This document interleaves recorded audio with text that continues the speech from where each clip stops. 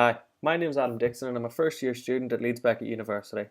This vlog is for my fashion marketing course, and throughout the video I'll be talking about what I've learned in my first few lectures. There are 4 key elements to the video and they are as followed: my assessment of marketing organisations and their orientations, the challenging of marketing myths versus reality, my ability to reflect on the lessons I've learned, and also a discussion of what I've learned and my experience while filming this vlog. To start off section 1 of my vlog, I'm going to talk about what marketing really means. According to the Chartered Institute of Marketing, marketing is the process of identifying, anticipating and satisfying customer requirements profitably. Also, throughout the video, a lot of the quotes that I will be using will be taken from this here textbook.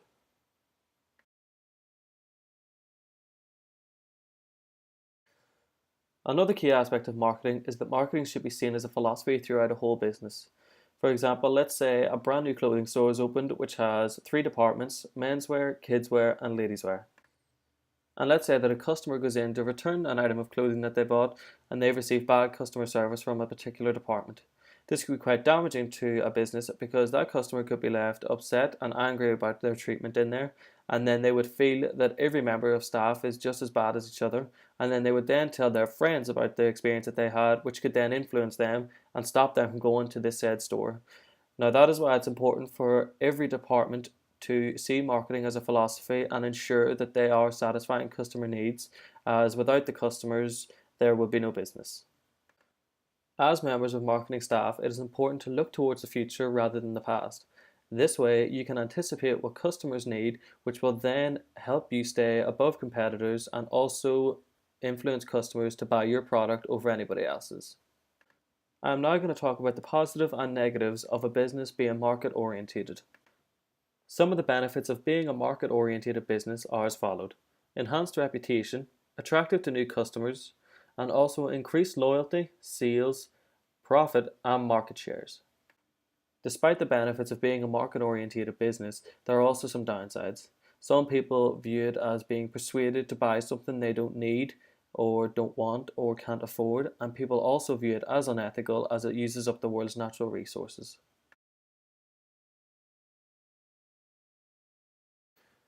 There is no yes or no answer for this myth. For example, if a customer goes to the same place for lunch every day and it works out at £5, and then a local shop does the same thing for... There is no yes or no answer for this myth. Just because a customer is satisfied doesn't mean that they are now loyal to your business and will only come to yours for repeat business. For example, let's say that someone on their lunch break goes to the same cafe every day for their lunch and it works out at £5. And let's just say that a new cafe opens a few doors down and offers the same meal for £3.50. The customer will most likely go to the cheaper cafe because the food will be the same quality and it's the same meal but just for that wee bit cheaper. And even though the customer was satisfied with the other cafe in the past, because there is a cheaper alternative, they'll most likely go to the cheaper alternative because they don't see the sense in paying £5 for the exact same thing when they can get it for cheaper. But that means that yes, they were satisfied with the other cafe before, but now that this new one is open, they have changed, which means that they aren't loyal to the other cafe. In saying that, I don't feel like this is the case for every business. Let's say someone gets their Wi-Fi through BT and they have a good relationship with them and their internet is up to the standard that BT's promised, their bills are on time and they are never overcharged for anything, then they may feel more loyal towards BT and may not want to change internet provider so quickly. In conclusion, I feel like this myth is a lot more complex than it seems to be. I feel like, well, yes, it can still apply to some businesses, it doesn't apply to all businesses. So the myth that a satisfied customer is a loyal customer is not always the case. While researching this myth, I found a good quote that's quite fitting and sums up what I'm trying to say from Paul G. Lionel, and it states that it's hard to quantify between a satisfied and a loyal customer. The next myth I'm going to look at is that a big name brand is invincible. There are many things that can affect big name brands these days, and one of those things are supermarkets. Within a supermarket, you can buy various different products from various different brand names, such as Kellogg's, Cadbury's, and Kenco. Asda and Tesco are a good example of 2 big superstores that could affect bigger businesses. This is because Asda and Tesco sell their own range of food, such as Asda Smart Price and Tesco Value. By doing this, Asda and Tesco are able to undercut bigger name brands such as Kellogg's, Kenco, and Cadbury's by selling the same products maybe £2 or £3 cheaper. Now, this may not always be the case because some people may prefer spending that extra wee bit of money because they may feel like they're getting a better quality good and it is a lot nicer and a lot better for them. But other people may just see it as they are overpricing stuff that they can just get for a lot cheaper, and then they may choose the cheaper alternative, which could damage bigger name brand sales in particular areas. One of the benefits of having a big name is that yes, people will recognize it and they will trust your brand and they will respect it and they will most likely come to you if they're happy with their service as they recognize the brand all around the country. In saying that, the likes of Woolworths and BHS, which are massive stores that everybody knows and respects, have shut down, and this just goes to show that in conclusion, this myth is false. If you do have a big name brand, it can be beneficial to you, but it also does not mean that you're an invincible brand. The last myth I'm going to talk about is, can a bigger name brand charge a higher price? In a way, yes, this myth is true and it's also false. There are the likes of Gucci and Dior that charge a high price for their goods because they see them as luxury goods and they know that no matter what they charge, people will still pay for their clothes.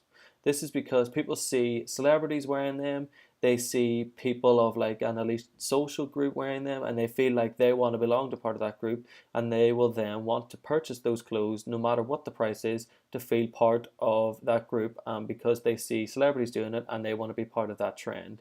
Also, if the people who are buying these clothes are highly motivated, then they are more willing to pay a higher price for their goods. In saying that, not all big name brands will charge a high price for their goods. A good example of this is Primark. In saying that, not all big name brands charge a high price for their goods. A good example of this would be Primark. Primark is a huge brand name that has over 160 stores in the UK, and everybody recognises it for being cheap and affordable and good quality. This means that a lot of people would rather go to Primark than the likes of normal high street stores such as River Island, Topshop or New Look, because they feel like they're buying the same good just for that wee bit cheaper in Primark, which would encourage more people to go there and save a bit of money. In reality, yes, this myth is true. A big name brand can sustain a higher price and people will always pay it, but it does not apply to all big name brands, as some big name brands sell their stuff for a lot cheaper and that's what they are recognized and known for.